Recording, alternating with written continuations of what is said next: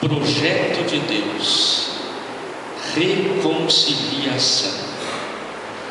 Entender que o projeto do nosso Deus é reconciliar os homens para consigo mesmo. Estou partindo do pressuposto de que estamos iniciando o ano hoje. Hoje é o primeiro domingo do ano. Nós vamos começar a refletir sobre muitos textos no próximo ano. Por isso, refletir sobre a reconciliação, que é o projeto de Deus, é entender o projeto salvífico de Deus. Deus tem um projeto, e o projeto dele é salvar o mundo. E eu te convido nesta manhã a ouvirmos a sua palavra. O projeto de salvar o mundo é desde o início dos tempos. Eu gosto muito de Hebreus capítulo 1, quando diz assim: tendo Deus outrora falado muitas vezes, de muitas maneiras, aos nossos pais pelos profetas, hoje nos fala através do Filho. Então Deus sempre quis trazer o seu povo para junto de si, reconciliar o homem que vive em pecado para uma comunhão plena com Ele. E Ele levantou no decorrer dos tempos muitas e muitas pessoas, profetas, líderes, e enviou o seu próprio Filho. Mas parece que os homens não acreditaram, não acolheram esta mensagem. E aí Deus precisou, de forma divina, encarnar-se para trazer a sua própria mensagem aos homens. E quando estudamos a Bíblia, parece que a própria religião e os religiosos podem cair no erro de, ao invés de reconciliar, de acolher e de trazer pessoas para o reino, tornar-se empecilhos na vida daqueles que assim desejam. Isso não é novidade. Lá no primeiro século, na igreja nascente, já existia isso. Por isso eu quero convidar você a olhar para o Evangelho de Lucas e ver Lucas, um evangelista, dando resposta à sua comunidade, dizendo: gente, Deus tem um projeto, e é um projeto de reconciliação. E aí ele traz à memória algumas parábolas de Jesus. E eu quero te convidar então a abrir a sua Bíblia ou acompanhar pelo telão a leitura de um texto longo hoje. Eu quero que o próprio texto já seja a mensagem de Deus para o teu coração. Lucas capítulo 15, versículos 1 a 32.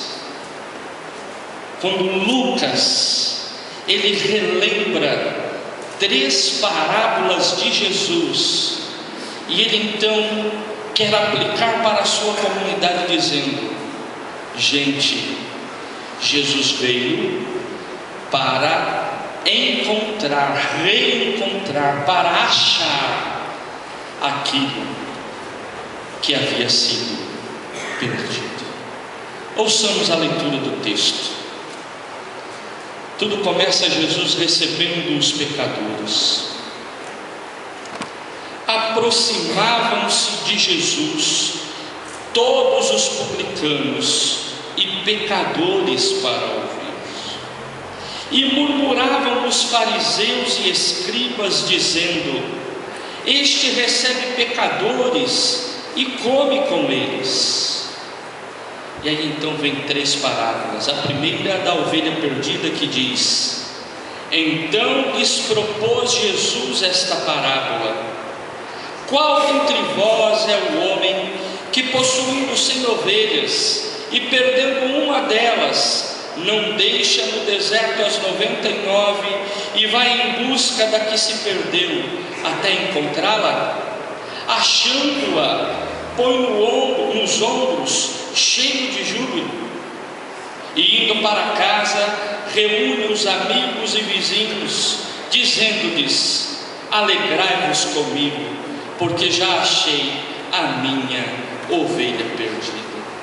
Digo-vos que assim haverá maior júbilo no céu por um pecador que se arrepende, do que por 99 justos que não necessitam de arrependimento.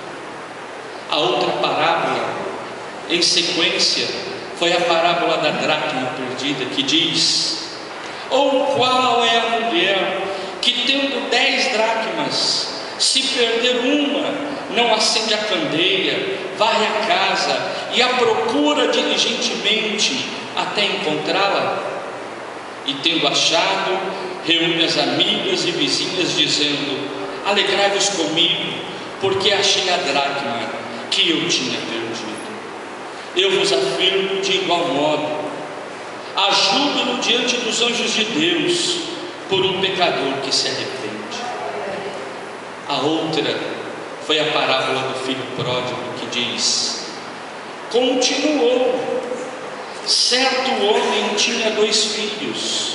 O mais moço deles disse ao pai: pai, dá-me a parte dos bens que me cabe. E ele lhes repartiu os haveres.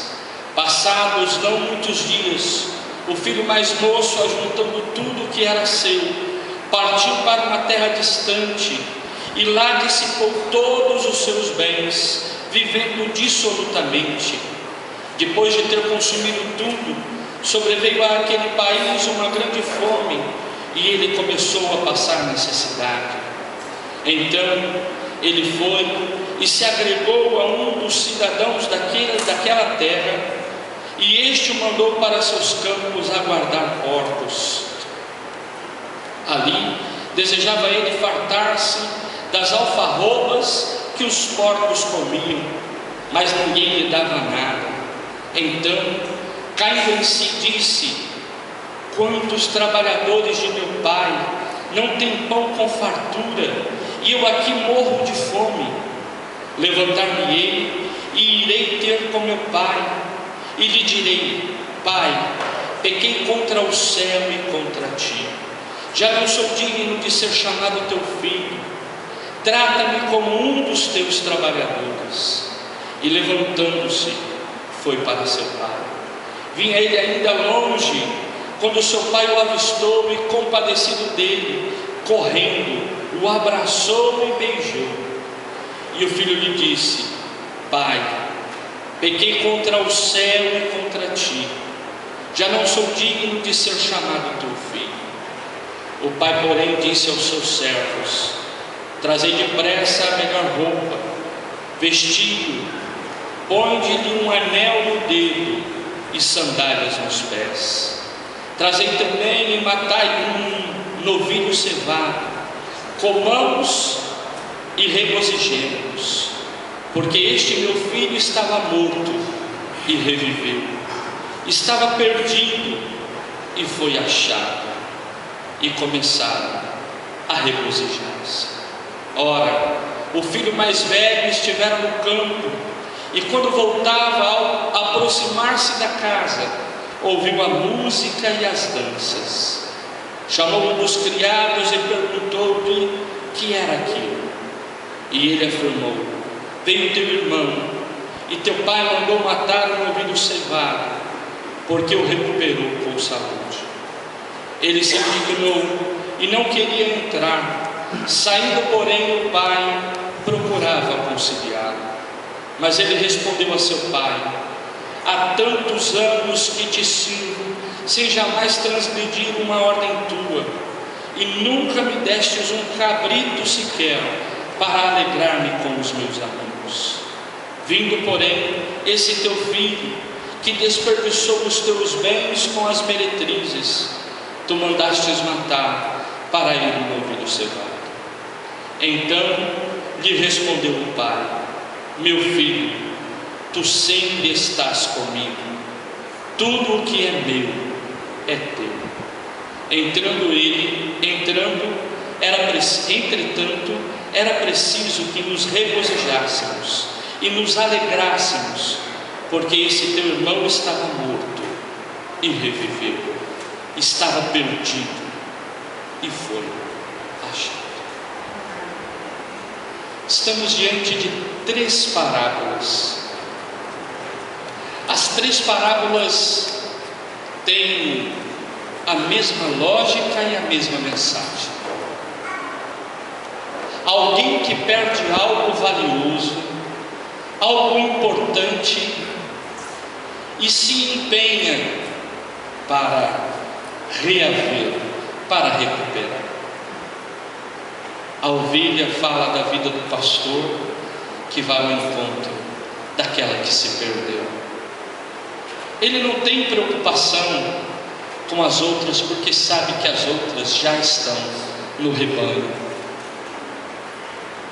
Ele sabe que elas já estão no lugar onde deveriam estar, junto ao restante do rebanho. Ele se empenha por aquela que se perdeu. A dracma, a mulher investe a sua energia para limpar a casa de forma diferente. Diz que ela levanta tudo, ela ilumina tudo, porque ela quer encontrar. As outras dracmas estão guardadinhas, ela não se preocupa com elas, ela quer reaver aquela que ela perdeu. Por isso ela vai ao encontro da dracma que se perdeu. O pai, ele fica tão feliz porque o filho perdido, o filho que havia ido embora, voltou, que ele faz uma grande festa. Ele nem se preocupa com o filho mais velho, porque o filho mais velho está sempre ali, e ele sabe que tudo que ele tem é do filho mais velho. O filho mais velho que não compreendeu isto, que podia pegar o cabrito na hora que quisesse, que podia chamar os amigos para fazer festa a hora que quisesse. Mas o filho perdido, o filho pródigo, ele não fazia mais parte daquele círculo. Por isso, reintegrá-lo, acolhê-lo, era algo tremendamente importante. Deus vai ao encontro do homem, e Ele tem ido ao encontro do homem no decorrer de toda a história. Como eu disse, no passado através dos profetas, e depois em Jesus, o seu Filho, Deus encarnado. Nós somos desafiados a entender que toda a história que celebramos, hoje o primeiro domingo do Advento, nós começamos a celebrar a história da salvação de Deus, a história da salvação do Senhor, e é isso que celebramos em todos os domingos como igreja. Somos chamados a viver esse projeto da reconciliação. Os reconciliados precisam de compreender que Deus está em busca daqueles que ainda não se reconciliaram, daqueles que estão perdidos e que Ele quer encontrar. Eu te convido a curvar a sua fronte, a fechar os seus olhos e a pensar um pouco neste projeto de Deus, projeto de reconciliação. Estamos vivendo o tempo do Advento, que é a expectativa da chegada do Messias. Messias que veio para completar o projeto salvífico de Deus. O Messias, o Filho do Deus vivo, que encarnou-se para salvar a mim, a você e a muitas outras pessoas. Ele nos reconciliou com Ele e nos convida a sermos instrumentos para a reconciliação de outros. Esperar por Jesus, a expectativa pelo Natal deve ser a expectativa por aquele que pode salvar a humanidade. Silenciosamente, eu convido você a orar e a pensar nestas palavras. O projeto de reconciliação de Deus para com a humanidade, não com uma comunidade de fé, mas com toda a humanidade. Oremos.